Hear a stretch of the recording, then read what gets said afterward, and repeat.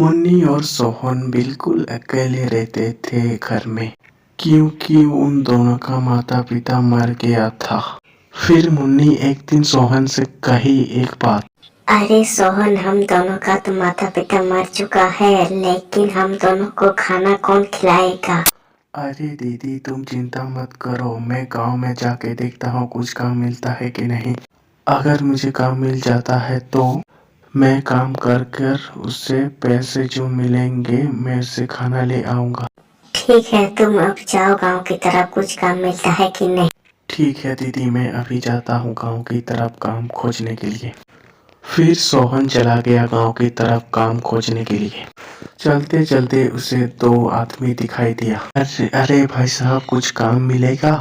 अगर कुछ काम है तो बोलो, मैं कर दूंगा। बदले में मुझे कुछ पैसे दे देना।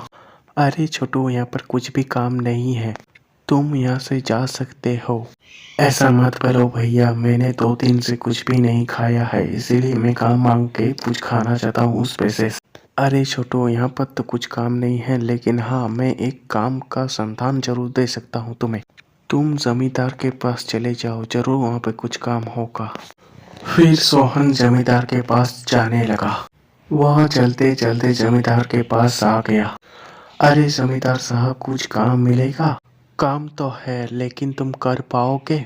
अरे जमींदार साहब, कुछ भी काम हो मैं कर दूंगा। तो ठीक है, आज रात को तुम मेरी खेती की देखभाल करोगे। ठीक है जमींदार साहब, मैं कर दूंगा देखभाल, मैं जाता हूँ अब घर। ऐसा कहके सोहन घर चला गया। चलते चलते उसे एक गांव वाला दिखाई दिया। अरे सोहन, मैंने सुना है तुम खेती की देखभाल करने के लिए जा रहे हो जमींदार की। जी हाँ, आपने सही सुना है। अरे बेटा, उस खेत पर एक चुड़ैल घूमती है, तुम संभल कर रहना। अरे चाचा जी, जो भी घूमता है घूमने दीजिए, मुझे अपना पेट भरना है, इसके लिए मुझे वो काम करना ही पड़ेगा। ऐसा कहकर सोहन वहां से चला गया घर की तरफ। चलते चलते वो घर पहुंच गया, वहां पर उसकी दीदी खड़ी थी। अरे सोहन, तुझे कुछ काम मिला कि नहीं? अरे दीदी, मुझे काम मिल चुका है, जमींदार की खेती की देखभाल करना है।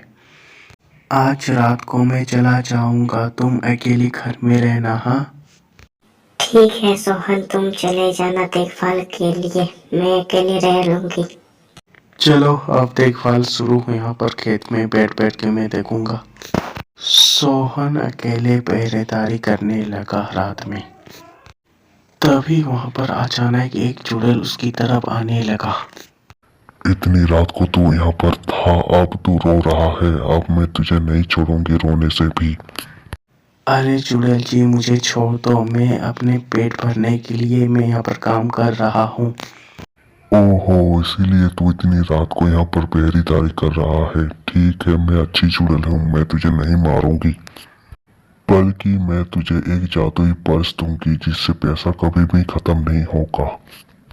धन्यवाद चुड़ैल जी, आपने मेरी बहुत मदद कर दी। मैं अब घर जाता हूँ, मेरी दीदी अकेली हो गई।